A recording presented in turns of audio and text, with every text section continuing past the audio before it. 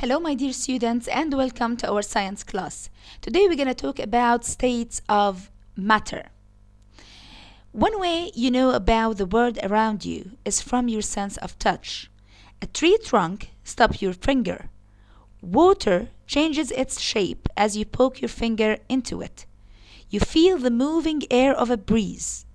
By touch, you know that wood, water, and air have different properties. Yet they are all matter. What is matter? Now look at this picture here. These are boys and they are playing with the ball, right? Now their bodies are matter. The ball they are playing with is a matter too. The air they breathe is matter. The ground they are playing on is matter. This boy is drinking milk. Milk is matter. These cherries and the water, as you can see, they are also matter. So what is matter? Matter is everything in the universe that has mass and takes up space. Takes up space, that means it has volume. Volume takes up space. All matter is made up of small bits called particles. Particles. Now, we're going to talk about mass first, then we're going to move on to particles and their arrangements. Now, what is mass? Look at this picture. Here we have a feather and we have a brick. Which one is heavier? Which one has the bigger mass? What do you think? Yes, the brick, of course. It is heavier, it has the bigger mass. Why is that? Because it contains more matter. It contains more matter. This empty bag and this red bag, it is full of books. Which one is heavier? Which one has the bigger mass? What do you think? Yes, the red one. Excellent.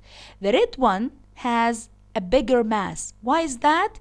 Because it has more matter. It has more matter. So, mass is the amount of matter something contains. It is the amount of matter something contains.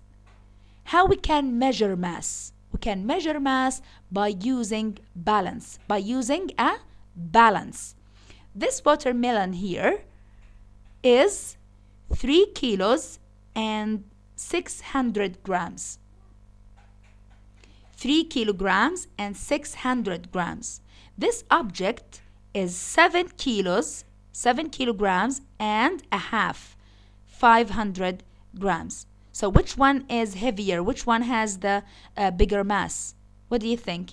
Yes, this object here has the bigger mass because it has more matter. It contains more matter. Now, as we mentioned before, we said that all matter is made up of small bits called particles. And these particles you can't see by your naked eyes, right? These tiny particles are always moving. They are always moving. The arrangement of particles gives matter properties. Each arrangement is called a state of matter. Now we have 3 common states of matter. Solid, like these Lego bricks. Liquid, like water. Gas, like water vapor. So these are the 3 states of matter. The 3 common states of matter. Solid, liquid, and gas. Now let's start with solids. These are examples of solid materials. A book, different kinds of rocks, a wall, the floor, keys, and a lock. Now look at this picture here. Now a solid is a matter that has a definite shape and takes up a definite amount of space. That's volume. So definite shape, definite volume. Look at the arrangement of solids particles. The particles in solids are arranged in a tight, regular pattern. The particles in a solid are close together like neat and even stacks of tiny balls. So this arrangement of particles gives a solid its definite shape. Definite shape. Solids have definite shapes, definite volumes. Now, moving on to liquids. Now look at this picture. Juice is liquid, right? Now, we put this juice in two different glasses with different shapes. Do you notice that liquids take the shape of its container? Yes, of course. Like this jug here. This bottle. Look at this picture. Liquid is matter that takes the shapes of its container. It takes up a definite amount of space, but its shape is not definite. Look at the particles in liquid, the arrangement of particles in liquids. In a liquid, the particles slip and slide around each other. The particles do not keep the same neighbors as particles in solid do. They move from place to place, but they still stay close to each other. So, a liquid is matter that takes the shape of its container and takes up a definite volume. Definite volume. Moving on to gases. This is a gas, water vapor. As you can see, it doesn't have definite volume, right? It doesn't have definite volume or a definite shape.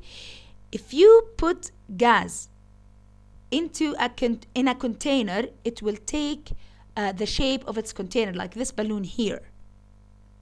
Now, the amount of space a gas takes up depends on the amount of space inside its container. A gas always fills the container it is in. If the container is open, like this one here, the gas particles move out. Look at the arrangement of gas particles. The particles in gases are not arranged in any pattern. Unlike particles in liquids, however, particles in gases do not stay close to each other.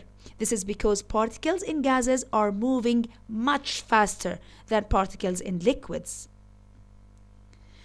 Okay, water vapor is a gas that you cannot see. Its particles fly out the kettle.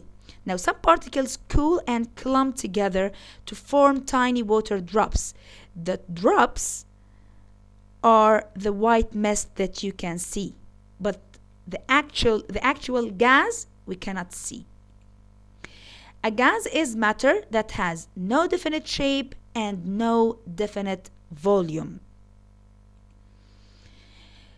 Now, most matter can change state from a solid to a liquid to a gas. Let's take an example. This ice cube here is solid, right?